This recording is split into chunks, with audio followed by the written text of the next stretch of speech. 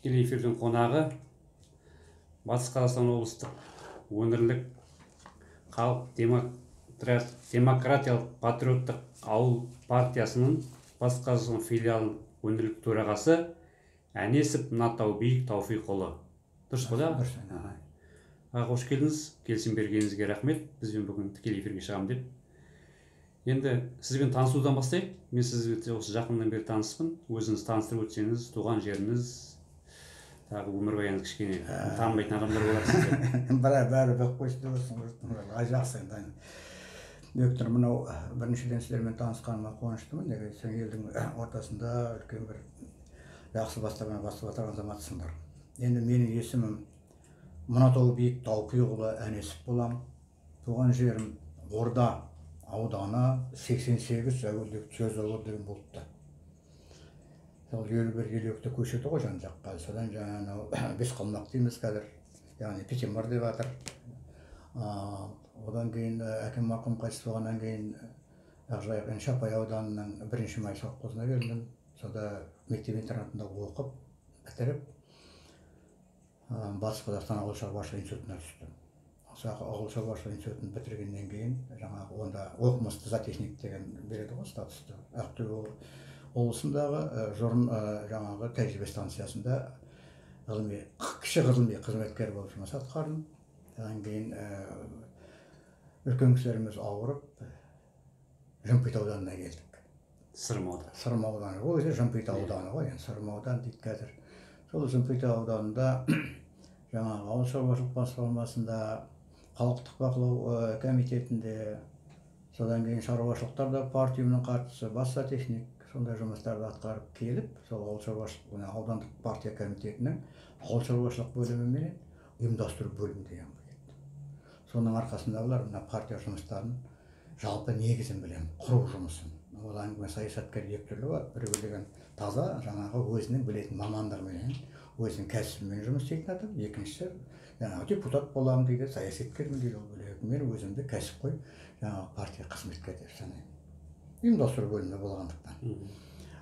Енді содан кейін жаңа бір жанұямда үлкен жағдайлар болды. Елім-ау деген қамқорлық қорын құрдым. Елім-ау? Елім-ау. Елім-ай емес, Елім-ау. Қай жылы? Ол сол 90-шы жылдар.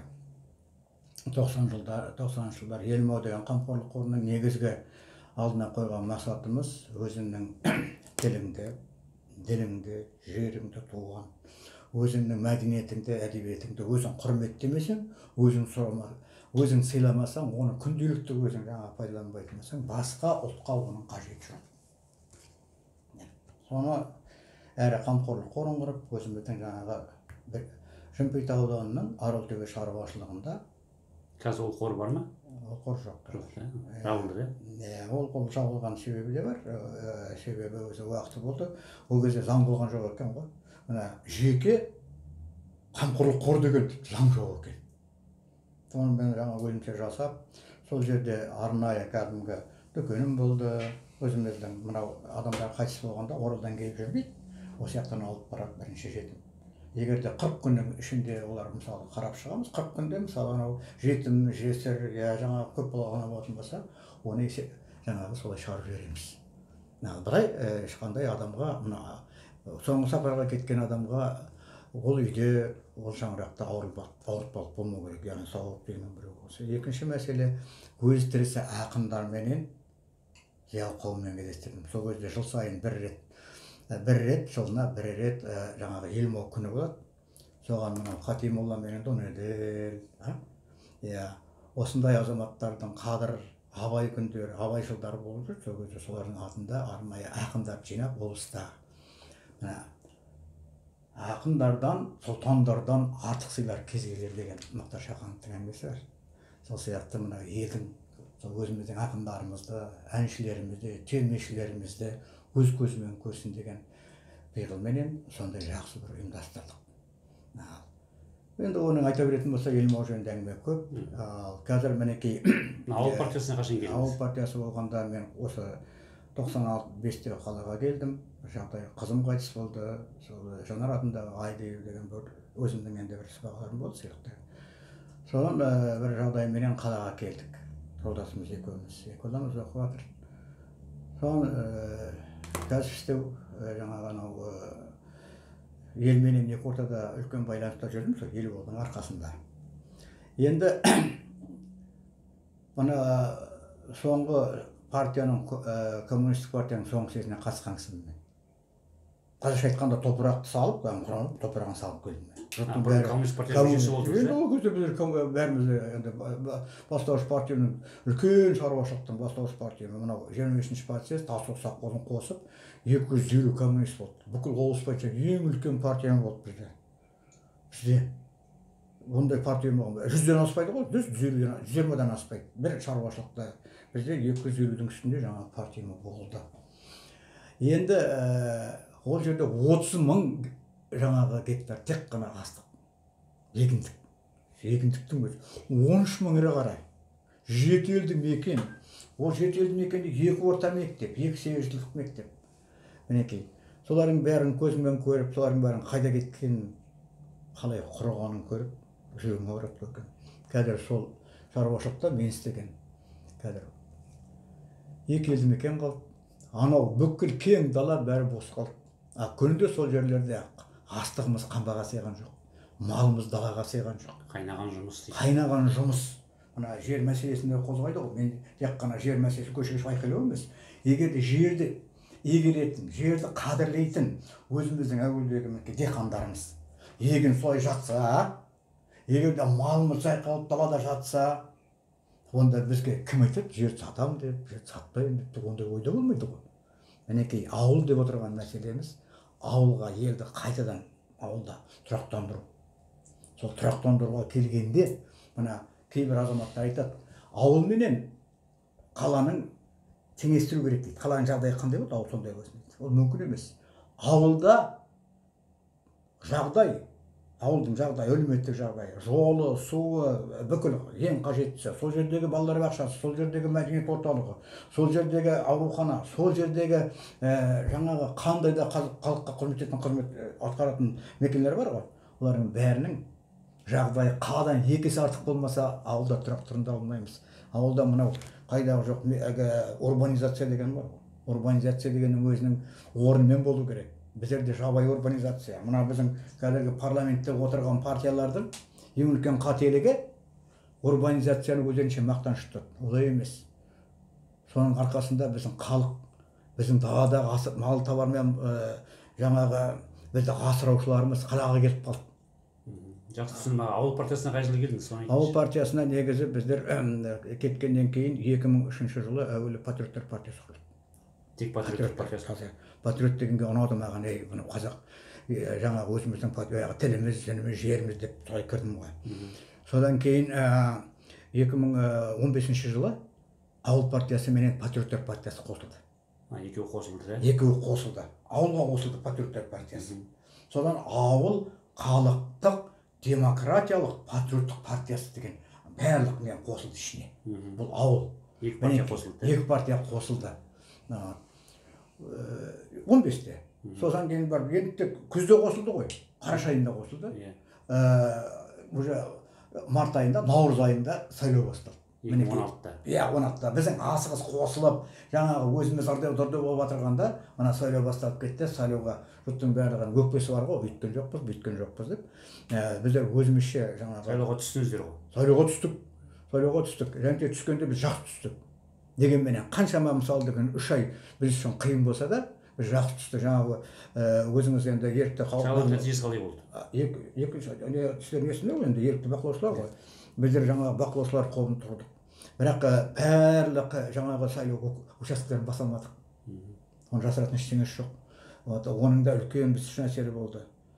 Екінші мәселе, түнгі сағат 12-де келіп, әлі Орда, біздің Жәнібек, Жаңғала, Қазталов, Қаратөбе, ауылдағылар жинап болған жоқ. Уже 82-7 деген уже әңгіме қозғалып кетті. Сайлау нәтижесінде? Түнгі сағат 12-де. Сондағы мен енді өзімнің ішімнен өкпелеген болды. Осындай мәселені 3 күннен кейін айтса да болады ғой. Біз даладағы жігіттеріміз жүре алмай отыр ауылға тіпті санамақ түгіл. Мінекей. Сонда сайлаудың нәтижесі әділетсіз болды деп есептейсіз да 2006-та? Енді әділет деген сөздің екі түрлі бар. Мысалы деген өзіміздің де жағымыздан да бар ғой. Біз толық жауалмадық қой. Біз қалай дәлелдеп береміз? Мінекей мына бақылаушылардың толық жабылмағандығы сайлау учаскесінің, екінші бақылаушылардың мына заңды түрде өзінің бақылаушының өзінің міндеті мен құқын білмеген мәселелер көп болды. Қазақша айтқанда бақылаушы таңертең барады, кешке дейін отырады, екеуі ауысады, екеуі де бар, бір жерде біреу де бар, бір жерде жоқ та болды. Мінекей біздің ең үлкен жаңағы өзіміздің тарапымыздан жіберілген жаңағы кемшіліктеріміз. Оны сондықтан да әлгі сайлау жақсы өтті, сайлау қарсы болды, мысалы бірдеңе өтті, ол өзінің өзі. Бірақ біздің себебіміз жоқ. Бірақ сіз сайлау нәтижесін келіспейсіз ол. Енді қайда біласың келіспегенде. Егер де сенің өзіңнің мысалы толық ең болмаса 50% жаба алмай тұрғанда қалай келісесің сен? Өзің жаба алмағасын тағы да қандай көп айта аласың? Міне кейбірде әділдік деген болады. Мен сондықтан да ол мәселені жаңа қозғаған жоқпын. Себебі өзіміздің тарапымыздан біз толық сайлау учаскелерін жаба алмадық. Сонда сізде қазір парламентте ауыл партиясының мүшесі жоқ қой, да? Сіздер қызықсыңдар, осындай сұрақты маған көп береді. Егер де 7% жоқ болса, сен қайдан парламентте боласың? Кіре алмайсыз. Мінекей, қазір 3 партия отыр. Мінекей, Нұр Отан, Ақжол, Компартия. Ана екеуінде 7%, мынада қалғаны. Қалған біздің әлгі уақыт жоқ пайыздарымыз қайда жіберді, қалай жіберді, оның мәселесі бөлек. Бірақ өзің соған көзің жетіп, ана сайлау учаскелерінен таза дұрыс мағлұмат ала алмағаннан кейін де, қазақша айтқанда артың бос болады ғой. Өзіміздің көзіміз жетпегесін, дұрыс па? Мәслихатта да жоқ қой мүшелеріңіз, мәслихатта да облыстық. Облыстық мәслихатта екі депутатымыз бар. Бар ма? Ауыл партиясынан да? Біздің бүкіл ауыл партиясында 7 депутат бар облыстарда. Қазақстан екеуі бізде. Қазақстан бойынша 7 депутат, екеуі батыс қазақстан. Ауылда, недегі облыстық мәслихатта. Қазір бар да? Бар. Кім деген? Екеуі де мықты жігіттер. Атын атап жіберіңіз. Ашығалиев Ағатауолла, Мералұлы. Екіншісі жаңағы Ескендер Темірғали. Екеуі де қазақша айтқанда өте мықты депутаттар. Мына бірінші депутаттық өзінің өнегелі ісімен көрсету керек, солай емес пе? Қазір біздерге неғылдайды, жер көп алғандарды айқайлайды ғой. Мына біздің Ашығалиевқа мен мақтанам. Ана қыста дейді, ана біздің жігіттер қыста қар жауса қар бермейді дейді. Ол неге қар беру керек? Ол анау ең бірінші қаншама адамға жұмыс тауып беріп отыр, бұл бір. Екінші, біздің халықты етпенен, сүтпенен, жұмыртқамен қамтамасыз отырған ең үлкен Ақас фирмасы. Агрофирма. Ақас. Иә. Анау сиырдың артынан шыққан кәдімгі несі бар ғой, артынан шыққан. Соны жерге түсірмей апарып далаға төгеді. Біз кейбіреулер оны айтады, ой, ана ғой, мына ғой. Ол дұрыс оныкі. Себебі әрбір шаршы метр толық пайдаланып отыр. Оның қолындағы телефон менендей жоқ. Ода жаңағы әлгі жаман Nokia, біреуінде актив, біреуінде Билайн. Осылай кетеді, жұмасына 8 күн жұмыс істейтінсің бір осы. Мен анау әр уақытта да барып тұрам, әлгі талай келеді ғой, уәкілдер келеді барлығы да. Тіпті президенттер келсе де соған алып барады. Біздің партияның мүшесі ғой. Сонда далада анау біздерде енді орысша курок дейді ғой, біздің қазақша курок дейді біздің жақта. Ана біз енді Питемарда өстік қой, курок дейміз. Ана малдың суын өзгеріп суын ішіп, еркін жайылып тұрғанның өзі мал семіреді, дұрыс па? Сонда ана малшыны бағып отырған малшыға әйелмен келісіп, үйді қалай салу керек, қалай ыңғайлай алайын саған деп, кәдімгі сөйтіп даладағы үйді солай салған адамдар. Жақсы. Мына қаладағы балалардың оқытатын үйлері бар.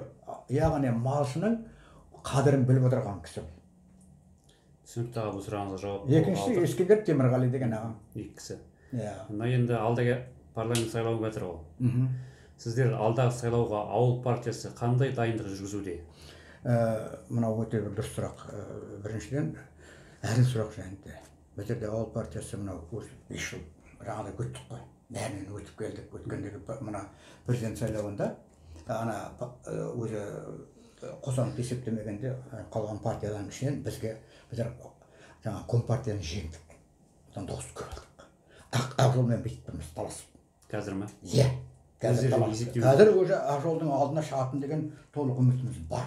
Мүмкіндіктеріңіз бар ма? Мүмкіндік бар. Себебі мына 4-5 жылда елдің керемет атжалман тартып мінген азаматтар кіріп жатыр. Иә, жаңағы рухани, ішкі жаңағы өзіміздің құндылықтары мықты, кәдімгі ешқандай сатылмай, ешқандай ақшаға берілмей, тек кәдімгі өздері жаңағы осы ауыл партиясын көтерейік, ауыл партиясы елді қатыраушымыз, ауылға қарай деген біз бет бұрмасақ болмайды. Жердің астындағы мұнай ешқайда кетпейді, алтын, күміс ешқайда кетпейді. Мына қазіргі заманда әсебінде соңғы жыл бар ғой, мынау көрсетті ғой ауылдың қалай екенін. Солай емес пе? Сондықтан ауылға бет бұрыс көптеген мықты азаматтар келіп жатыр. Ол бір. Екіншіден, ауыл партиясының жаңа құрамында 300 мыңға жуық адам бар. Қазақстан бойынша. 300 мыңға? 300 мыңға жуық деді. Біздер соңғы 5 жылда деген 60 мыңдай адам қайтадан жаңадан қосылып, бұл жаңа леп, жаңа не. Ал сосын тағы бір несі ауыл партиясына қазір тек қана ауыл шаруашылығы емес, мына біздің Қазақстанда ең үлкен қоғамдық ұйым бар. Фермерлер одағы деген. Дәрбайып жүгіре бастады. Солар 45 мың жаңағы фермерлер одағы түп түгелдей жаңа ауыл партиясына кірді. Түсінді олар. Яғни ауыл партиясы деп. Екінші үлкен жаңағы тұрған ауыл партиясының бір тірегі ана. Ол мына 3 университет бар ғой. Мына Сәкен Сайфуллин атындағы университет, ауыл шаруашылығы университет. Мына біздің Жәңгірхан атындағы университет. Содан кейін Алматыда мына 3 университет түп түгел мына елге жаңағы ғылымменен өндірісті қазіргі талапқа сай бастау үшін 3 университет деген ауыл партиясының несінде бізде негізі. Батыс Қазақстан облысы бойынша қанша мүшелеріңіз бар? Батыс Қазақстан облысында біздерде қазір Жаңғырхан бізде ғой. Жоқ, қанша мүшелеріңіз бар? Партияның мүшесі. Біздерде қазір есеппенен деген 10 мыңның үстінде адам бар. Батыс Қазақстан облысы бойынша. Иә, былай оны. Енді оның ішінде жаңағы әлгі активі бар, ұйықтап жатқаны да бар ғой барлығы. Негізі мына 6 мыңдай адам олар оянды. Солар арқылы қазір мына Жаңғырхан атындағы университеттен деген үлкен жаңағы ауыл жастары қанатын құрдық.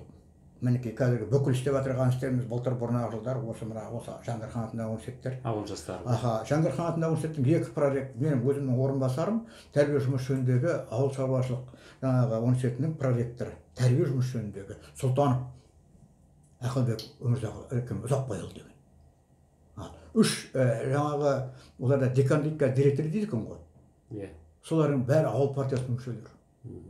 Одан басқа жаңағы біздердегі жаңа фермерлер одағы бар ғой. Фермер одағындағы Серік Жарылғауыттан бастап ол түп түгел жаңағы біздің мен оның қолымен біреу болып есептеледі. Сосын біздер көбіне көп жасыратын ештеңе ауыл шаруашылық басқармасының мамандармен қоян-қолтық жұмыс істеп жатырмыз. Ауыл шаруашылық басқармасынан. Себебі мынау біздер жұма сайын мінекей қазір өткізіп жатырмыз ғой, онлайн. Субсидия жөніндегі сол кезде мамандар, мына ауыл шаруашылығы басқармасының мамандары, сосын Жаңғырхан атындағы университеттің профессорлары, кәдімгі әр маманның. Солар қазір әрбір апта сайын, мысалы аудандардағы біздің шаруашылықтар бар ғой. Соған мысалы бала шаруашылығында қандай субсидия беріледі, мал шаруашылығы саласында қандай субсидия беріледі. Содан кейін барып құрылыс саласында техника алғанда тіп-тіке мамандардың өздері ауыл шаруашылық министрінен бастап, министрдің мамандарынан бастап сөйтіп қосып отырмыз. Мына бұл біздің бір үлкен қазіргі жетістіктеріміз. Дайындықтарыңыз жақсы да? Дайындық, база жақсы. База жақсы. Сосын жалпы мына ауыл партиясына кірген адамдар зорлықсыз кіреді ғой.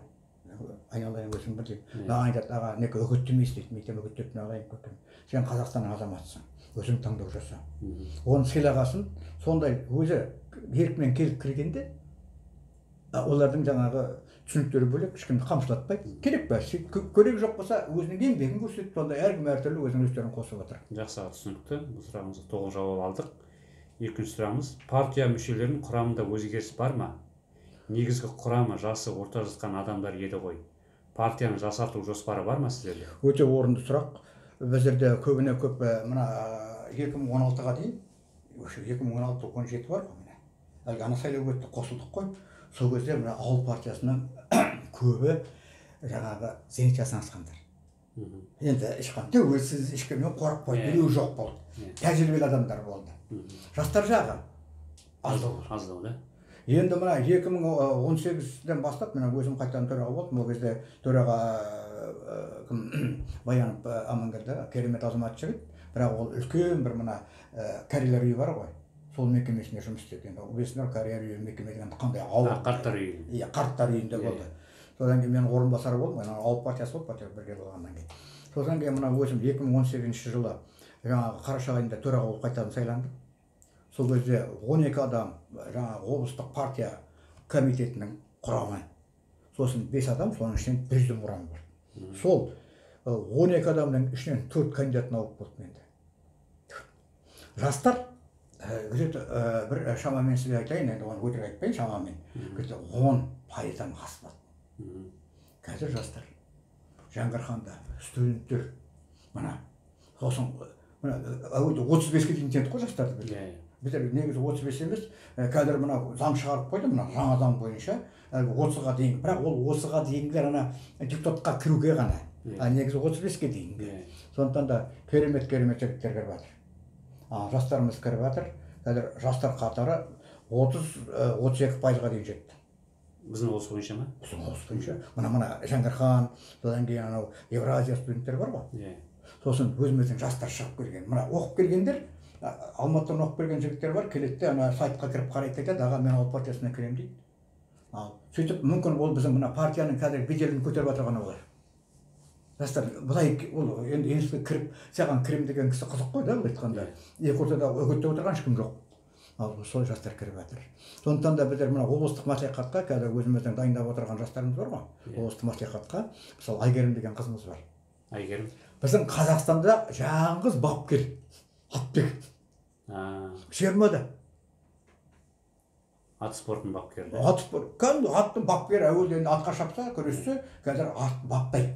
Соны екеуінде сол қызымызды екі жағынан демеп жүрген анау Бақтияр Құсайын деген ағам бар. Сосын Төреғали Мүтәл деген ағам бар. Осы екеуі алып барады, алып жүреді, сол ана қызым атты баптайды, бәйге қосады. Мына ұлттық спорттың ең үлкен жаңағы бір біздер қазақша айтқанда қазір несіміз ғой енді. Енді атқа келгенде қазақ отыра алмайды ғой. Бірақ мына біздің мақтанышымыз жаңағы қызымыз біздің. Қазақстанда бір бапкер қыз жоқ қой, 20-дағы қыз.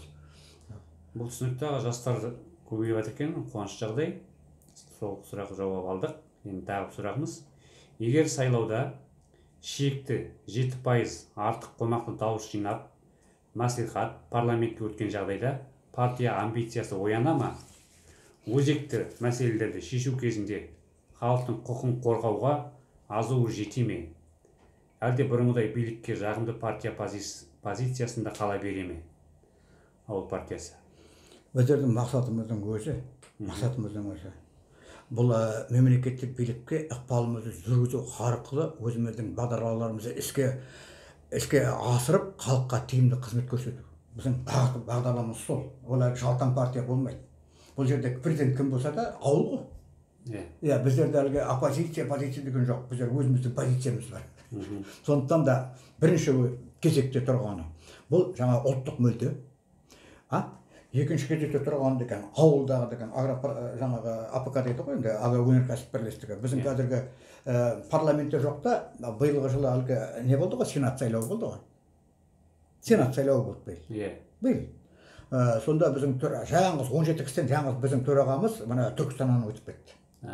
Сол кісі қазір жаңағы сенатта жаңағы агроөнеркәсіп жаңағы саласындағы комиссияның төрағасы. Сондықтан да қазір министрлер қолына қысып отырған сол. Мына барлығын қазір жүгіртіп барлығын. Соңғы кезде байқаған болар, соңғы бір 5-6 айда бір өзгерістер бола бастады. Президент сөйлеген сөзінде де кішкене қолғары бет бұра бастады. Солардың бәрін дайындап отырған мына 3 университеттің жаңа күніндегі президенті болған мына Рақым Беков Төлектай, нағыз ауылдың жанашыры, өте сауатты адам. Содан кейін барып тұрып жаңағы біздің 3 университетте деген профессорлар тұр ғой, халықпен жұмыс істейтін. Солардың дайындаған бағдарламасы арқылы қазір жұмыс істеп жатыр. Ал енді парламентке кірсек, біздің азаматтарымыздың барлығы да жаңағы анау-мынау біреуден келген заттар емес. Өзіміз мына сайлау кезіндегі заң болды ғой қазір. Мына сайлау жөніндегі заңның бір ерекшелігі неге партия арқылы шығады? мына партия арқылы өткен жаңағы депутаттың мейлі ол мәжілісте болсын, мейлі аудандық болсын, қалалық болсын, қандай ерекшелігі бар, оны білесіңдер ме сіздер? Біз сұрақ қоямын ғой мен. Мына көп айтады деген, халықты да көшеден сайлап өтейік дейді. Жоқ. Мына біздерде күні кешеге дейін сайлау, мысалы ана Әшіғалиев па, мысалы отыр ғой. Егер де олар өзінің своясын соғып отырғанда, бірақ сен оны қайтадан қайтып ала алмайсың. Сен мына партияның саясаты бар ғой көкем. Мына елдің аманаты бар ғой.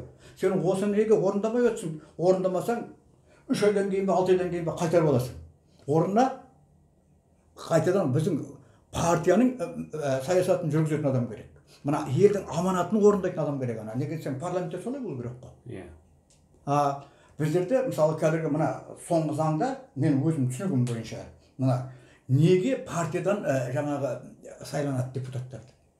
Әуелі партияның өзі орынды партия болу керек. Екінші, анаған жіберген депутаты мына партияның алдында есеп беріп тұру керек.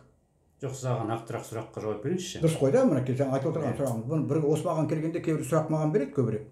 Ол неге сіз мысалы өзекті мәселелер шешу кезінде халықтың құқығын қорғауға партияның азуы жете ме? Азуы жете ме партияның? Неге жетпейді партия? Жетеді. Конечно жетеді. Жақсы, түсінікті. Сұрақ жауабыңыз. Келесі сұрақ. Сайлаушылардың қолдауына ие болу үшін ауыл партиясы нақты қандай уәделер бере алады? Уәде бермейді. Бере алмайсыздар. Уәде бермейді. Біздер қазір мінекей өзіңіз енді танысып отырсыз, мінекей ел аманаты деген арналы сауалнама бар. Сауал жалпы ұлттық. Осы сауалнама бойынша бүкіл жалпы ұлттық. Ол 18-ге толған азаматтың әрқайсысы мынаның ішінен қарап, мінекей біздің 14 өзіміздің бағытымыз беріп отырмыз. 15-ші мұнараға мысалы өзінің пікірін жазып береді. Сол арқылы ғана бағдарлама шығады. Біздің өзіміздің орталық комитет шығармайды бағдарламаны. Мінекей, енді осы аманатқа, бұл аманат енді ардың-сы ғой. Бұны орындау біздің ең үлкен парызымыз бөкен. Түсінікті аға. Жауабыңыз түсінікті ғой. Келесі сұрақ. Жеке өзіңіз депутатқа қол жеткізе қалсаңыз, сіз үшін электорат мүддесі маңызды бола ма, әлде партия әмірі маңызды бола ма? Электорат деген сөз былай, біздіңше.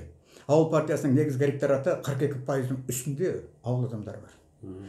Біздің негізгі электоратымыз ол партиянікі емес, ол жалпы біздің ала қойған мақсатымыз. Ол партияда бола ма, болмай ма, сондықтан да электораттың бізге жаңағы маңызы зор. Неге десең біздердің әр партия мүшесі тек қана ол тек бір тобы ғой электорат. Иә.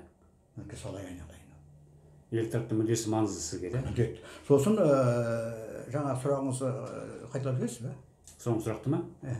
Жеке өзіңіз депутаттыққа қол жеткізе қалсаңыз, сіз үшін электорат мүддесі маңызды бола ма, әлде партия әмірі маңызды бола ма? Мында екі сұрақ бар бұл жерде. Екі жауап бар. Біріншіден, мына мен өзім депутаттыққа еш уақытта құлшын отырған адам емеспін. Мен таза, мінекей штабта өзі жас жігіттерден білікті, парасатты адамдарды сол депутатқа ұсыну. Менің мақсатым. Мен жасым 70-ге келіп кеткен. Мен айтамын, кеше біреу хабарлайды маған, мен партияға өтейін деп едім, мен бір ардагерлер кеңесінің мүшесімін дейді маған, төрағасымын дейді. Мен айтамын, арызың жазыңызда партияға кіріңіз, көрейін деп. Қарасам 70-те мен құрдас екен. Енді оған кетіп айта алмайсың ғой. Сосын айттым, базарасында барьер деген бар. Мен 63 емес, 57-тен жоғары болмау керек. Неге десең, 57-тен 63-ге дейін депутат қой. Пенсия жасындағы адамдарға не бар? 63-тен ары қарай сен пенсияңа шықта қоғамдық жұмыспен айналысуға қарсылығым бар. Дұрыс айтасыз. Екінші мәселе, жаңа айтып отырғаныңыз жауап бердік қой. Негізі ең үлкен мәселе бұл жерде партияның өзі электоратты жаңағы аманатын орындау керек. Түсінікті. Жауабыңыз өте түсінікті болды. Сіз депутат мандатын ала қалған жағдайда партия бағдарламасына, позициясына өзіңіздің азаматтық ұстанымыңыз қайшы келе қалса не істер едіңіз? Мандаттан айырылмау үшін өз ұстанымыңызды аттап өтесіз бе, әлде сіз үшін депутаттық кресло емес халық талабы маңызды бола ма? Жаңа бектен саған айттым ғой, мен мысалы депутаттыққа құлшынып отырған шейін. Және де менің өзімнің түсінігім солай. 70-тегі адамға не бар анда? Жақсы. Бұл сұраққа жауап түсіпті. Жауап қой, өте жақсы. Алдағы сайлауда болжамыңыз қандай? Нұр отаннан өзге партиялар көп дауыс жинап, қолдауға ие болу үшін не қажет деп ойлайсыз? Ең бірінші мынау қазір ұйымдастыру жұмыстары болып жатыр, үлкен ұйымдастыру жұмыстары халықтың арасында. Жаңағы ел аманатымыз да тұр былай. Енді керемет жаңағы сіз енді шет жағын білесіз, бірақ ауыл халықтық демократиялық патриоттық партиясының ұлттық құндылықты дамыту жөнінде тұжырымдама. Бұл халықтың әсіресе қазақ халқының біреуіне жақын болып тұр. Бағдарлама. Бірақ негізгі бағдарлама шығады, жақсы болып тұр. Екінші біздің қазіргі сеніміміз, мына біз 5 жылда ержеттік. Партия аяғынан тік тұрды. Мынау қазіргі Ақжол партиясы, ол енді Ақжол партиясы байлар партиясы дейміз, партия предприниматель деп ұстаған өздерін. Енді Нұр Отан өзінің шаруасымен жүр. Оған сөйлемде компартия деген енді коммунизм уақыт өтіп кеткен сияқты. Біздің мына бір болжамымыз қандай? Болжам біздерде енді төменгі пайызы жетеу ғой. 7-тен 15%-ға дейін аламыз деген үмітіміз бар. 7-тен 15%-ға дейін, кем дегенде. Енді ар жағында қалай әрге аяқ өз жағын нағыланбай, 7-тен 15%-ға дейін алып, парламентке толық біз осы жылы кіруіміз керек. Жақсы, іске сәт. Енді мына кеше постерлап сұрақтарыңыз болса қоя беріңіз деп айттым. Сонда Серік Зият деген азамат сізге сұрақ қойған екен. Серік, оқып жіберейін. Оқыңыз. Нұр Отанның миллион мүшесі бар. Ал ел бойынша ауыл партиясының қанша мүшесі бар? Сосын алдағы сайлауда сіздердің партияларыңыз өз дауысын қалай қорғайды? Әр учаскеде бақылаушыларыңыз бола ма? Бақылаушы болмаса дауыс ұрланатыны анық қой. Бүгінде құрылып жатырған сайлау комиссиясы құрамына өкілдеріңіз кірді ме дейді. Өте бір сауатты сұрақ екен. Неге десең, мына жалпы сайлауға әзірлік осыдан басталды бізде. Мына соңғы жылда айттық қой жаңағы. Қазір біздің Батыс Қазақстан облысында 500 үстінде сайлау учаскесі бар. 500 үстінде. Былай айтайық, негізі азап қосылатыны бар, былай кететіні бар, қазір қатып қалған ештеңе жоқ. Біз мүмкіндігімізше сол 500-ге толық жапқымыз келіп отыр қазір. 2 адамнан кем дегенде. Әр сайлау учаскесінде? Әр сайлау учаскесінде 3 адамнан кем дегенде, 3 адамнан. Біздер жаңағы партия ұйымын құрамыз, 3 адам қой енді. Яғни біреуі сенген бақылаушы ретінде жабайында отырсыз ғой, бақылаушы ол партия мүшесі болар да болмас та. Бірақ біреуі партия мүшесі болған жөн. Жоқ, сіз бақылаушыдан әр участке 2 кісіден жабайында отырсыз. Екеуден сонда 1000 бақылаушы біздер қазір. 1000 бақылаушыңыз бар дайын да? Дайындап жатырмыз. Сұрасып, қайта сөйлесіп отырмыз, оның ертең. Сондықтан да соған арнайы біздің ондай жоқ еді деген, кәдімгі штаб болады ғой біздерде.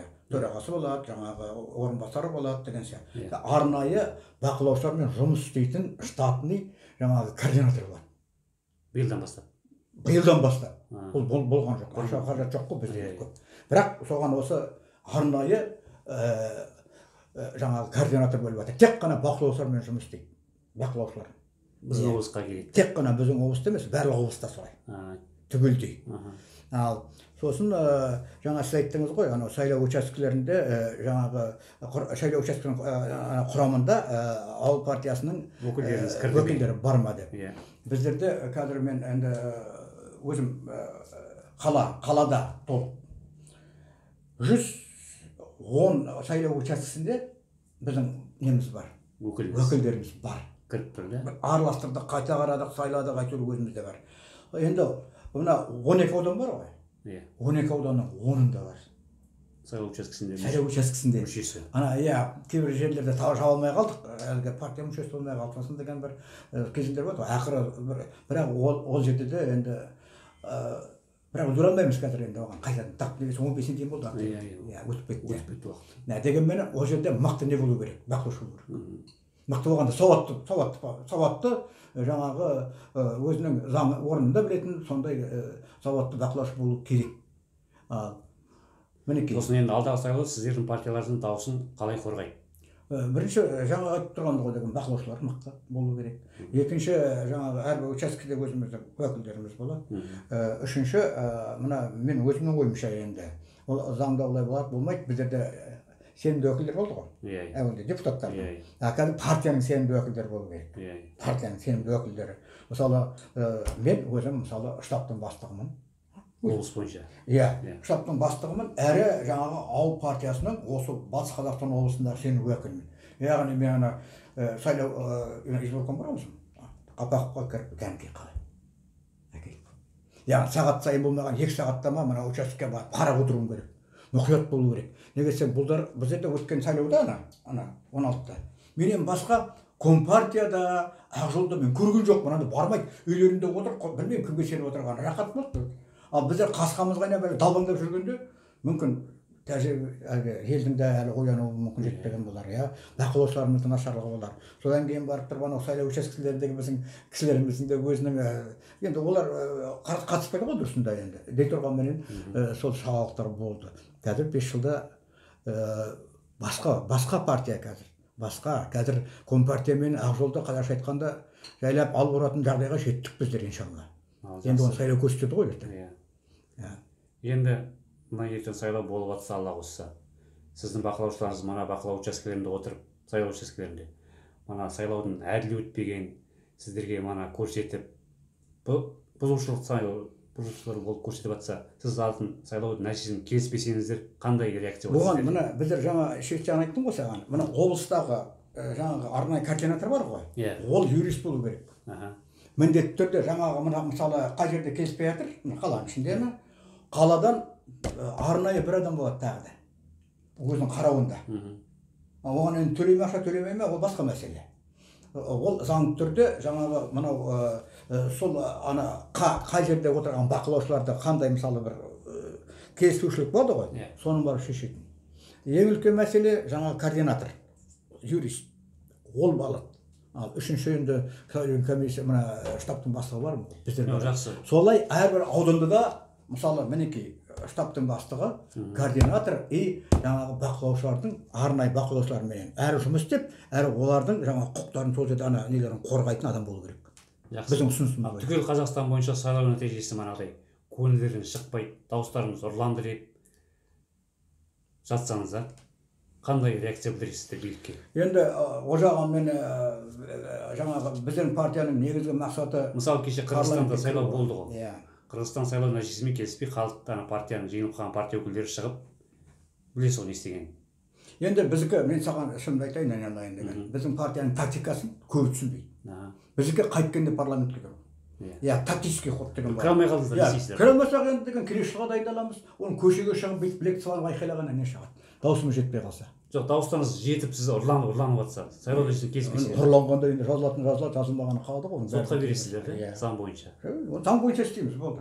Біздер әлгі аспандағы айдап шететіп жерге түсірмейміз, суанып көшеге шығатын партия емеспіз. Біздің партияның өзінің жаңағы ұстанымы бар. Мен мысалы көбінде байқайсыздар ғой, мына көшеге де шықпаймын, неге шықпаймын, парадқа да шықпаймын көшеге. Неге? Мына 1 майға. Айтам жоқ. Біздікі заңды түрде парламентке ену, парламент арқылы, мәслихат арқылы заңды түрде жұмыс істеу. Ал көшеге шығып айқайлап, бірақ өзімен бағдарламаң да жоқ, ештеңең де жоқ, бәрібір жаңағы түбі далада қалатынның не керегі бар?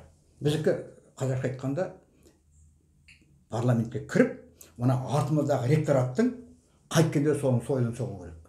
Болжамымыз мана сол 7-15% алуы тиіс ғой, да? Ол үшін біздер кем дегенде, біз қазір есептеп отырғанымыз 10% кем дегенде. Енді 7% деген ең төменгісі ғой. 10%. Сондықтан да біздер әлгі дұрыс па, бұрыс па салып жатырмыз, жаңағы бақылаушыларымыз салуымыз керек. Екінші, сондағы өзіміздің ер азаматтарымыз бар, дұрыс па? Солармен дұрыстап өзімізде жұмыс істеуіміз керек халықтың алдында. Енді әлгі халықтың алдына шығып ала алмай, одан кейін құр айқайлап жүрудің де қажеті жоқ оның да. Дұрыс па? Жақсы, ол түсінікті. біздің ойымыз, мына менің ойым. Партияда жаңағы негізгі ұстайтын бағдар жаңағы сол заң бойынша өтіп, кіріп парламентке. Негізі арттағы аманатты, жолдаған халықтың аманатын айқайлап жүріп далаға шашып тастамай, сол ананың ішіне кіріп барып орындауымыз керек. Жақсы. Аманатқа қиянат істеме деген бар ғой, өзің білесің ғой, жақсы. Мына Ерлан Жұматаев деген көрермендер сұрақ қойған екен кеше. Ауыл партиясы ауыл шаруашылығы жерлерін 25 жылға шетелдіктерге жалға беруді қолдай ма? Қолдасаңыз не үшін? Қолдамасаңыз партия атынан ресми позицияларыңызды неге білдірмейсіздер деген сұрақ қойды. Сұрақ көп, бұндай сұрақ. Бұл мысалы біріншіден 25 емес. Біздер деген айттық қой. Біздің партияның негізгі ұстанымы шетелдіктерге сату да, жалдау да емес, даже деген көруге де беруге қарсымыз біздер. Түбегейлі қарсысыз. Түгел, ол таза позиция. Ал енді әлгі артынан айтады ғой, бірдемеде көшеге шығып айқайламаймыз. Именно парламентке кіріп, парламентте деген өзіміздің қасымызға фракция жинап, қайткенде өзіміз ұстанымыз керек біздер. қарсысыз түгел. Толық қарсымыз. Біздерде ондай не жоқ. Бұтын сұлтын жоқ. Тап-таза біздің ұстанымыз біреу. Шетелдіктерге мына жайлы, шабындық жерлер бар ғой өзімізде. Бірде біреуін жалға беру емес, сатуға да емес. Неге менің бір мақалам болды, ол